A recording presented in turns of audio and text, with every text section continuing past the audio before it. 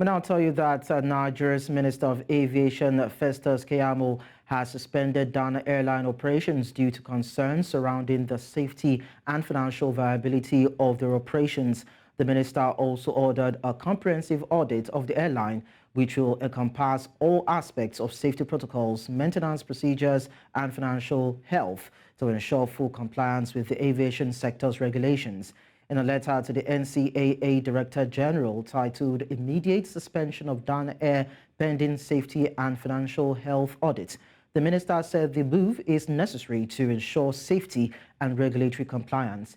Keyamo explained that the recent incident underscored the urgency of the matter and the need for swift and decisive action to be taken to safeguard the interests of all stakeholders involved.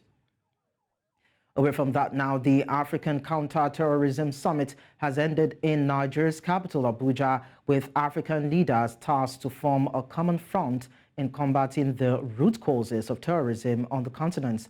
Major General A.G. Laka, National Coordinator, National Counter-Terrorism Center, reiterated the commitment of African leaders to fighting the menace. Terror cannot coexist in the same space as democracy and good governance. Such a force can stand as a strong deterrent to large-scale and protracted terrorist operations. For many years, we have pushed for greater cooperation to counter terrorism and tackle the proliferation of unregistered and untraceable small arms. There are 40 million small arms and light weapons under the control of non-state actors in Africa. The challenge of confronting terrorism is different in scale and design.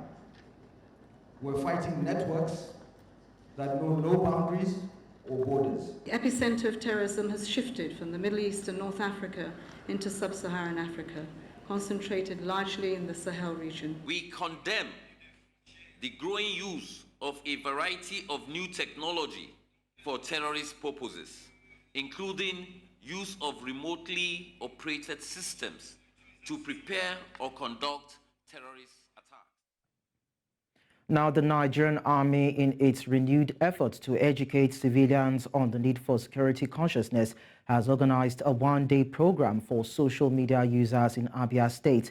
The seminar in Abia aims to educate social media users on the importance of responsible posting, particularly regarding information that could impact national security. News Central's Chumwogele has the details. It is the 33rd edition of the Army seminar targeted at the ever-growing population of social media users. Basically, the security of the nation is of great concern to every citizen, but is an assignment that the Army must accomplish.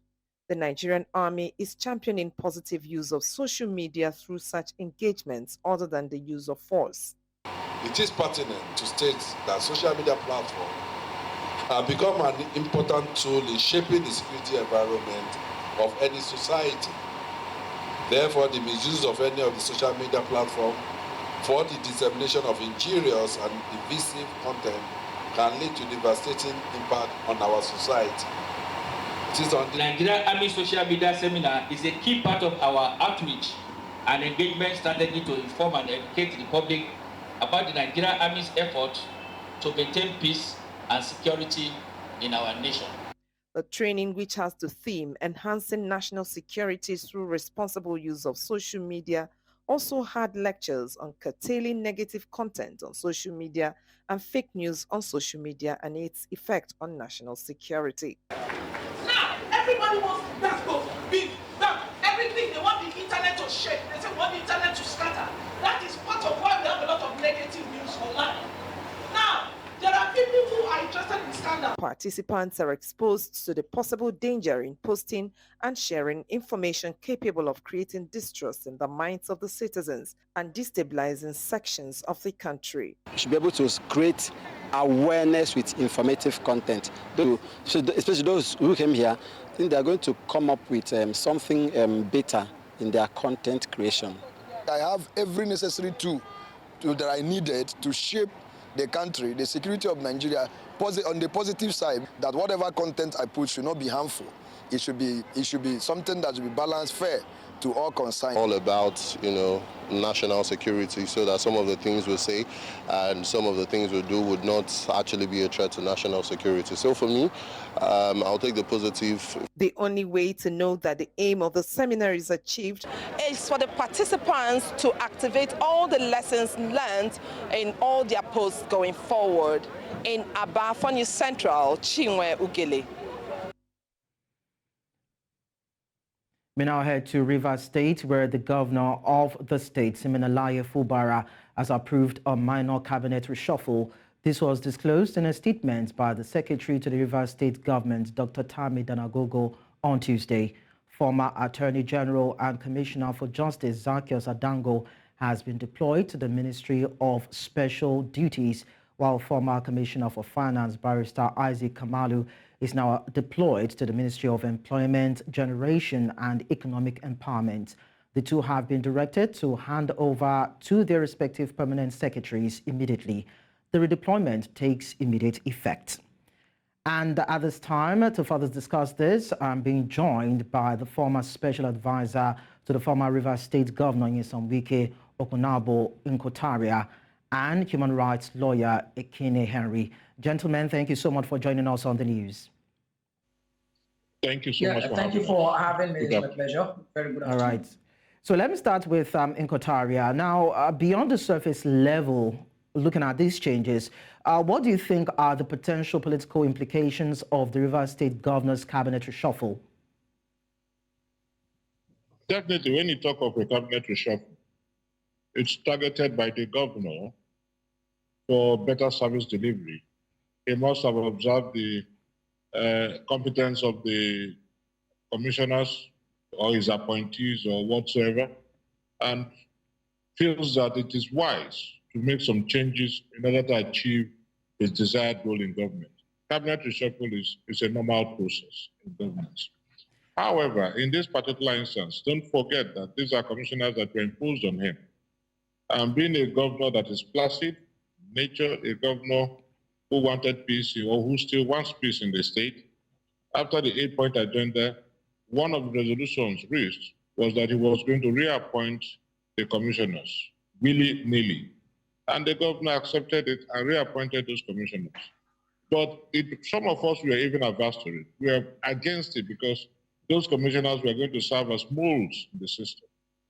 And it was very, very injurious to any governor to appoint anybody that is going to be imposed on him. More so, they voluntarily resigned from his cabinet. And they resigned because they were loyal to a faction that has been perceived as the governor's opponent. And such persons are automatically molds in the system.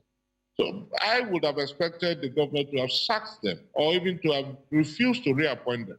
But in the spirit of reconciliation, in the spirit of peace and so on, he decided to reappoint them. And from the information I gathered, most of them in that, especially the Attorney General, we have a flurry of cases in Rivers State. And most of them were supposed to have been prosecuted by the Attorney General and Commissioner for Justice. But I strongly doubt, because the Attorney General and Commissioner for Justice is found wanting, not because he's not a professional, not because he's not sound, but because of his political inclination. Okay. So he's found wanting. So he's not ready to do anything that is going to advance the government of the day. And you cannot keep somebody like that in government. And for anybody who has a modicum of dignity, even when you are asked to go back and serve, having resigned voluntarily, you are not compelled to do so. Having resigned, if you have a modicum of decency, you will reject it. Look at what happened to El Rufai. He said no, rather he was even going to nominate somebody. And that is what we call dignity. Well, what are you going back to? You have been Attorney General for almost 6 years, almost the longest serving Attorney General in the state. And what are you going back to do as Attorney General of the state? Well, even if your principal asked you, your former principal, about your political godfather, will ask you to go back, you tell him, no, let us rather nominate somebody. But they just wanted to prove a point. Okay, so that they have the control of the state, and that was why they went back. All right, and the governor believes that he's not qualified, he's not performing as Attorney General of the state should perform. And that must have informed that minor cabinet reshuffle. Okay, let me get Henry's reaction to this. As you've said, it's also been viewed in some quarters that Professor Adango and Barrister Kamalu are allies and loyalists to BK. So, Henry, do you see this as, is there more that we need to understand about this? Is it politically motivated, or it has to do with their skill sets? You heard what Nkotaria said. So what's your own view? I think what is rather more fundamental is to ask the question whether the governor of a state, any of the 36 states of the Federal Republic of Nigeria, has the power, the prerogative to constitute his cabinet and to reshuffle, or if you like, dissolve his cabinet. I think that is an apparent yes. The Constitution of the Federal Republic of Nigeria, precisely Section 192, makes it very clear that the governor of a state shall constitute a cabinet, which will be commissioners, members of cabinet. And then 193 is clear that is the governor that will assign responsibilities to them. With these provisions, it means that the governor can also take away any responsibility he earlier assigned to you, or reassign another responsibility to any member of his cabinet, that is any of the commissioners. So that's just what has happened. Apparently, on the face of it, there is no political inclination. There is nothing untoward. It is just a constitutional responsibility and power that the governor has to exercise. He constituted his cabinet. He did the first time, like Uncle Tari has actually mentioned.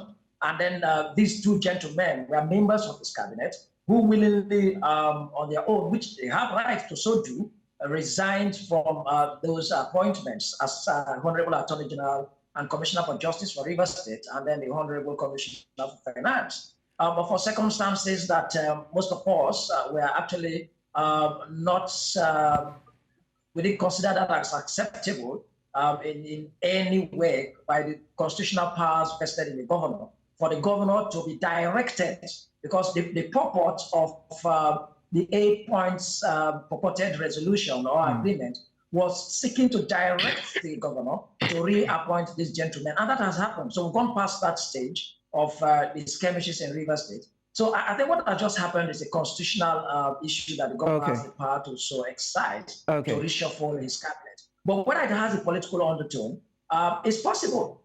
We can't pretend anymore in Rivers State, even if you are not aligned to any of the political parties, but we are all indigenous of Rivers State and resident in Rivers State, that these issues are clear and very palpable and very alive in all of our dealings every day. I'm a lawyer. I was in court just yesterday.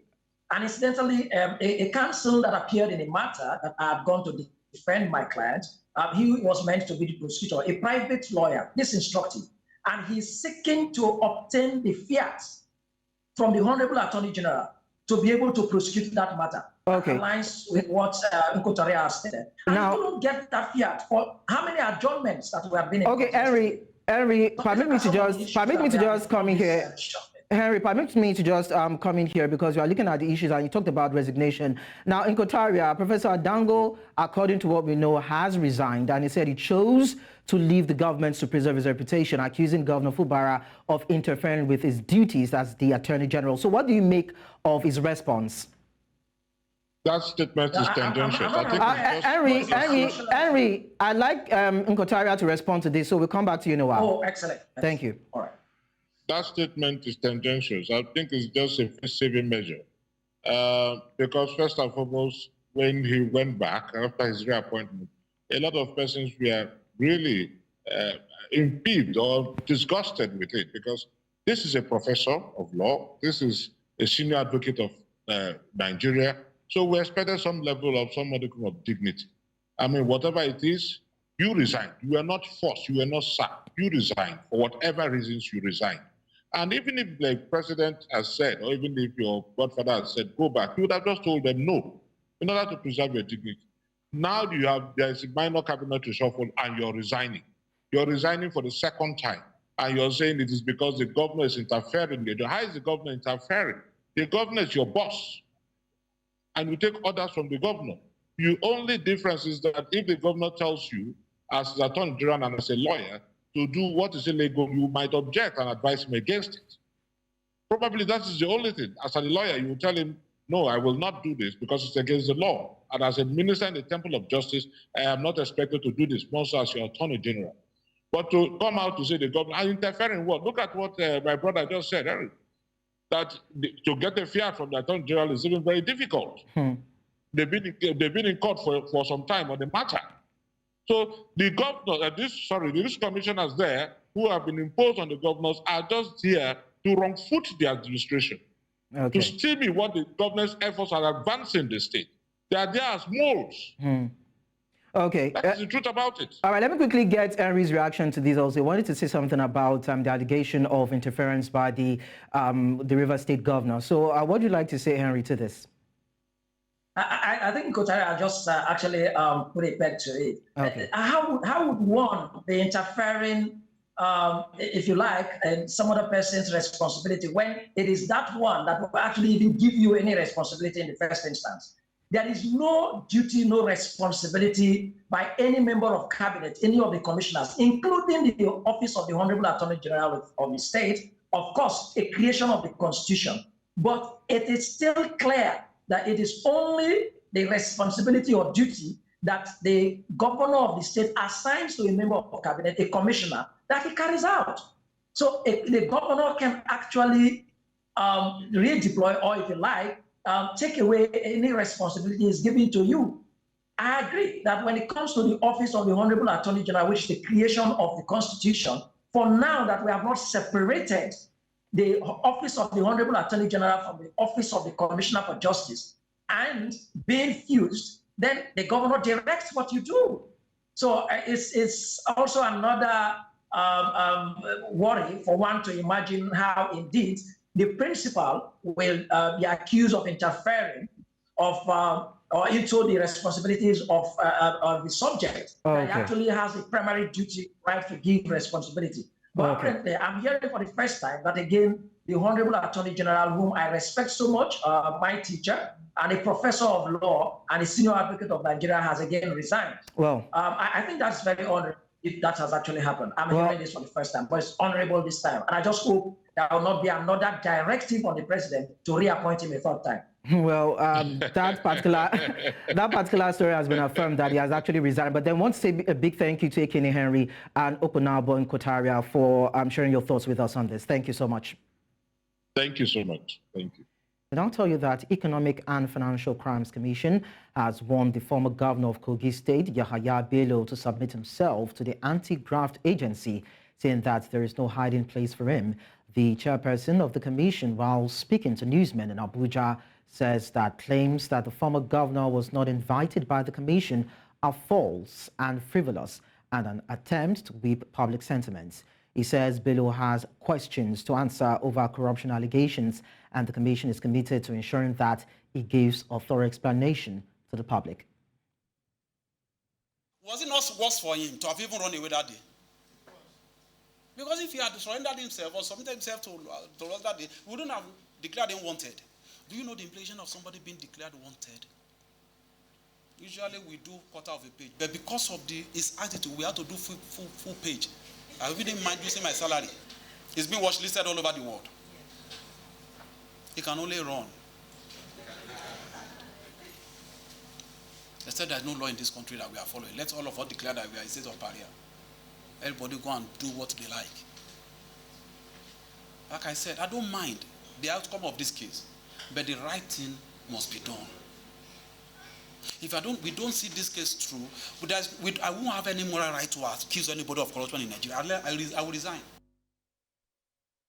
That is the EFCC chief talking there, Ola Olukoyede. Meanwhile, the absence of the immediate past governor of Kogi State, Yahaya Bello, at the Federal High Court in Abuja has stalled its arraignment for the second time, as counsel to the former governor says his right to fair hearing has been infringed upon.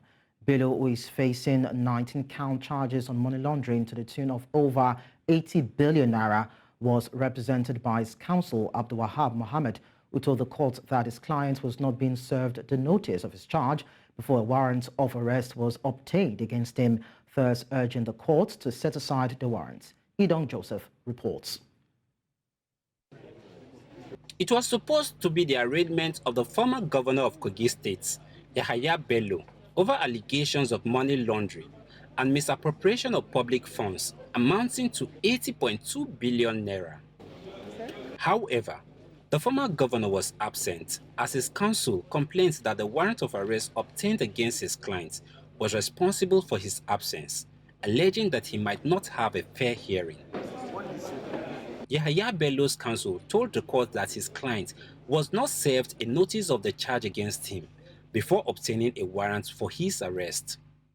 He asked the court to set aside the warrant for arrest on his client to enable him appear in court in person. This the counsel to the Economic and Financial Crimes Commission opposed, praying the court to dismiss the request.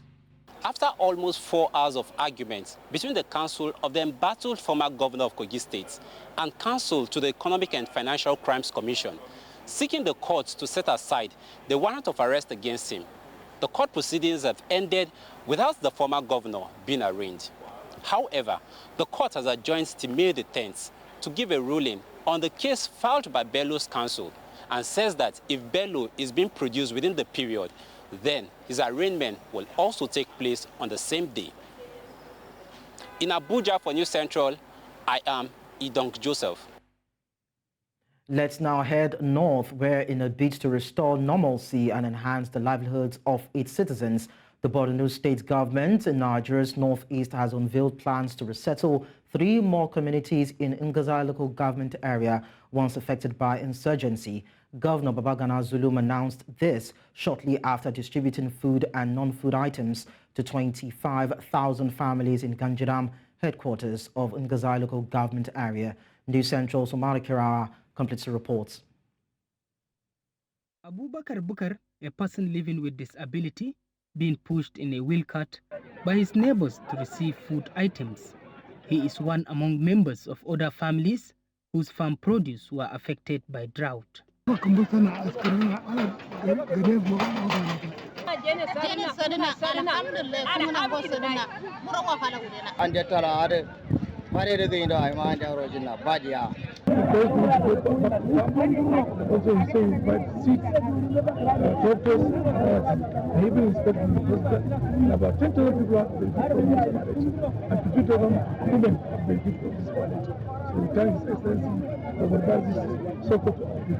The aim of the food distribution initiative is to build resilience within the local communities and address food security challenges. These rights that we are giving out now is from the federal government of Nigeria. And I want to commend Tinubu's administration. I want to commend the Northeast Development Commission for this support. And may Almighty Allah continue to strengthen them, give the wisdom to our president to do more for the people of the state.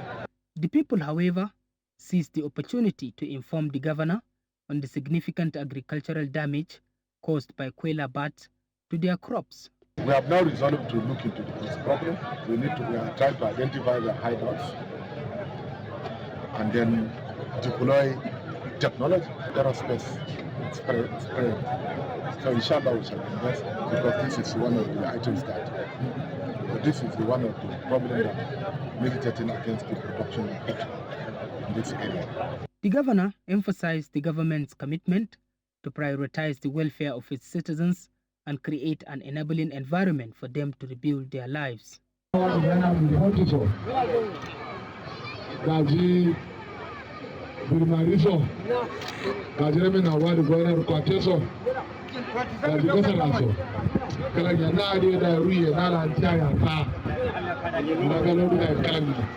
To ensure the successful implementation of the resettlement plan, Governor Zulum assured that security measures will be intensified in the communities to provide a safe and secure environment for residents to rebuild their lives. In Gajiram for News Central, Umoru Kirawa. Let's now tell you that energy stakeholders have called for a multi-tier electricity market, saying this will spur the growth of the nation's power sector. This was during a 2-day National Assembly Power Stakeholders Interactive Dialogue in Abuja, where they expressed worry over the lack of growth of Nigeria's power sector, saying this is stifling the growth of the nation's economy. Amadine Uyi tells us more. Despite privatization of Nigeria's power sector, many admit this has not made any visible progress, with stakeholders saying it continues to grapple with one crisis or the other. The Nigerian power sector has grappled with challenges that have stifled its growth and hampered its efficiency. These challenges include inadequate generation capacity, dilapidated infrastructure, as was rightly mentioned by the Right Honorable Chairman, Minister, frequent disruptions in power supply, and financial inefficiencies.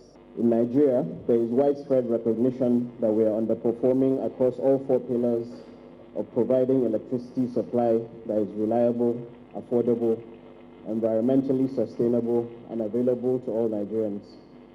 Indeed, by some estimates, less than 20% of Nigerians have access to reliable energy of more than 12 hours per day. 45% of Nigerians have no access to any form of electricity. We have over 100 uncompleted transmission company projects since 2001. A lot of them are 90%, 80% completion stages. But we need funds to ensure that we complete this project before we even move on to new ones. I have power plants in River State that are idle today, not because of machine unavailability, it's because of gas. I've not had gas in the power plant for 3 months. As Nigeria's House of Representatives holds an interactive stakeholders dialogue to chart a way forward for the sector, many say Nigeria must move towards a multi-tier electricity market. The super good project, we are working on it, and we are trying to acquire spinning reserves that will eliminate incessant grid collapse. From the time of President Obasanjo, a lot of money was poured into the system. Where are we? And so they now said, oh, well, maybe it's not that. The problem is the law. And I think where we are today is that having amended that law, having given the states the power, having given anybody who can invest to really come in, and then we now have a multi-tier electricity market. It has become necessary for stakeholders to address the envisaged challenges, which is shown by challenges facing Nigeria, and to chart a course for seamless transition to a multi-tier electricity market in Nigeria. They say government must show more commitment to tackling the teething challenges affecting the sector and open its arms to partnership in order to solve the power sector challenges. In Abuja for News Central, I am Amadine Uyi. Many thanks for being there. Now, the United Kingdom has finally passed the bill to deport illegal asylum seekers to Rwanda 2 years later. According to this new law, any asylum seeker in the UK who arrives in the country illegally will be deported to Rwanda. The first flight of asylum seekers in the UK is set to leave for Rwanda in July. The Rwandan government says it welcomes the decision and is also ready to receive immigrants. Rwanda said the immigrants will be taken care of, adding that they will be given accommodation and proper medical attention. Now, News Central looks at other stories in East Africa, where a report published on Wednesday by local and international rights groups has alleged that 118 people were victims of extrajudicial killings by Kenyan police last year. The rights groups in the report decried the impunity still enjoyed by the security forces. The figure is down around 9% from 130 in 2022, while the number of enforced disappearances dropped by more than half to 10 over the same period. Human Rights Watch, Amnesty International, Kenya, and the Kenyan group Missing Voices reported that almost half of the killings took place during crime-fighting operations. And away from that, the South African Civil Aviation Authority over the weekend took its fans to yet another annual spectacular aviation show in Pretoria. It was a thrilling event that not only displayed the incredible aviation capabilities, but also served as a source of entertainment for aviation enthusiasts of all ages. News Central's Bongani Siziba was at the aviation show and filed in this report. The South African Civil Aviation Authority's annual air show in Pretoria brought to life over the weekend. Thrilling aerobatics, cutting-edge helicopters, and classic planes filled the sky, captivating aviation enthusiasts of all ages. This isn't just a show, it's inspiration. For young kids to seasoned pilots, everyone there experienced the magic of flight. I'm proud of my husband. I'm proud of the country is doing very great with aviation. So it's such an honor to be here today. In our black communities, we are not exposed to this type of environment. And I think it's a great opportunity for young ones to see how open this aviation business is. And I'm excited to be here with my kids, and so that they can see how many opportunities are here.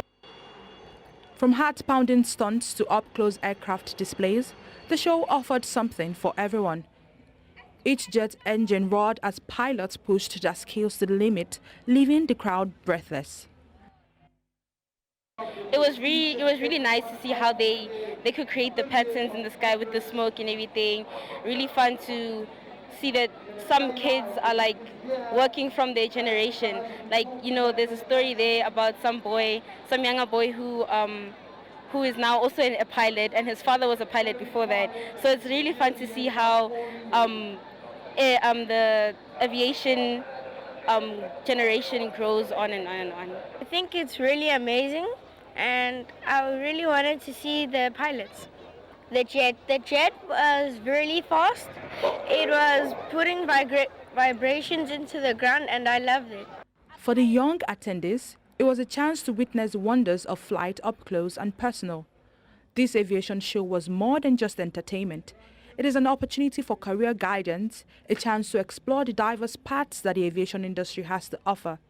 From pilots to engineers, air traffic controllers to aviation managers, the possibilities are endless. And I have seen the decline in aviation personnel over the years, and that led to the establishment of Conquer Aviation.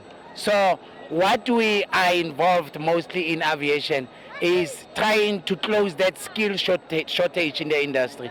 And if you ask most of the kids about what is aviation, most of them, 90% of them, will tell you aviation is about pilots, when it's actually not. It's got many things. There's a lot of, as much as some people look at it from an outside perspective, there's still more things inside, like how an aircraft flies, and you know, especially because we just grew up as aviation being an environment for smart people, and people have a spectrum that aviation is only for people that do pure maths and all of that, but it's actually for everyone, and if you are determined about it, then you can do it.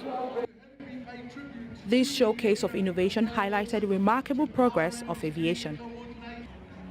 As the sun set on the spectacular event, the South African Civil Aviation Authority left a lasting impression.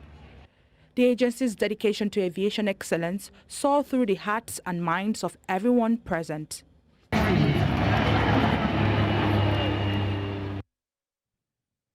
Now, the South African Department of International Relations has expressed shock following the recent discovery of a mass grave in Palestine. The mass grave is said to contain more than 200 Palestinian civilians. DIDCO says the findings call for an immediate investigation to ensure that justice is served for the victims and their families, and for Israel to own up and take responsibility. South Africa has further called on the international community to act and bring the perpetrators to book. South Africa earlier this year became the first country to file a lawsuit against Israel at the International Court of Justice to end the war in Gaza.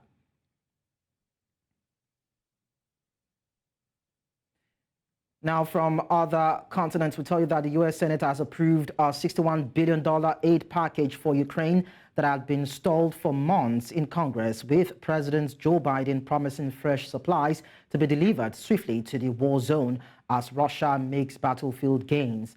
Days after the Republican-led House of Representatives cleared the 8 parts of a larger $95 billion package of assistance to allies, including Israel and Taiwan, the Democratic-controlled Senate followed suit, passing it with bipartisan support of 79 to 18 votes.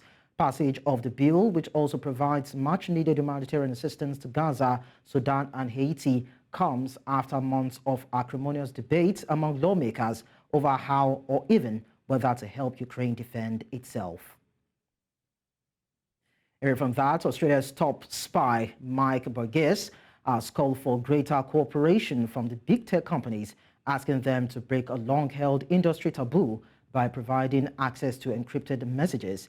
He was speaking during an appearance at the National Press Club in Canberra. Burgess said encrypted messages have compromised the ability to root out threats, adding that tech companies have a duty to break encryption when asked. Many tech platforms pride themselves on the ability to guarantee privacy through encrypted messaging channels, and providing access to law enforcement has long been seen as off limits. Social media is a convenient way to connect with family, friends in the world, and a convenient way for scammers, criminals and spies to connect with you. Encryption protects our privacy and enables our economy, and creates safe spaces for violent extremists to operate, network and recruit. Encryption is clearly a good thing, a positive for our democracy and our economy. It protects privacy, it enables communications and transactions. But at the same time, it also protects terrorists and spies, saboteurs and the abhorrent criminals. We cannot actually read it without the assistance of the company that owns and operates that app. The company has to be willing and able to give effect to our warrant. Today, I'm urging the tech companies to work with us to resolve this challenge. Let me be absolutely clear. I'm not calling for an end. Looking at business first, the Lagos Commodities and Futures Exchange is set to make history as Nigeria's first commodities exchange to facilitate the trading of crude oil and gas with an annual target of 50 million barrels. This development raises questions about the benefits it will bring to domestic refiners, as well as the challenges that lie ahead. During his appearance on the Business Edge show, Olufemi Oladeyin, the group CEO of Petrolex Oil and Gas Limited, shared his thoughts on this significant milestone. Consistently looked for alternative platforms, and you, just thinking about it, that most of the crude that has been produced by the Nigerian market or the Nigerian producers obviously always ends up outside of Nigeria. To then now have a platform where Nigerians can actually, or Nigerian corporates and QIs can actually start to look at potential crude trading as both an investment opportunity as well as a source of getting crude for either their refineries or the other places where they want to use it. It's actually quite a positive development. I think we are quite excited about it because obviously our expectation is that from crude would actually move to the trading of other products like byproducts of the crude itself, especially once our refineries go.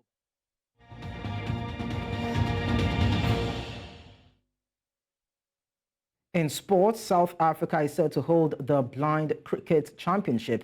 The competition is set to give those who are blind, and partially sighted a platform to showcase their cricket talent as the Northwest Province hosts National Blind Cricket Championships competition, which is to begin on Saturday. Over 200 first-time participants from across South Africa will be taking part in this competition.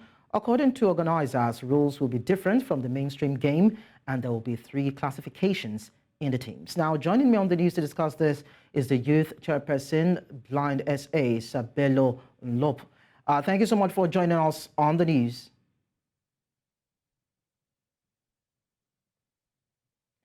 Hello, Bello, can you hear me?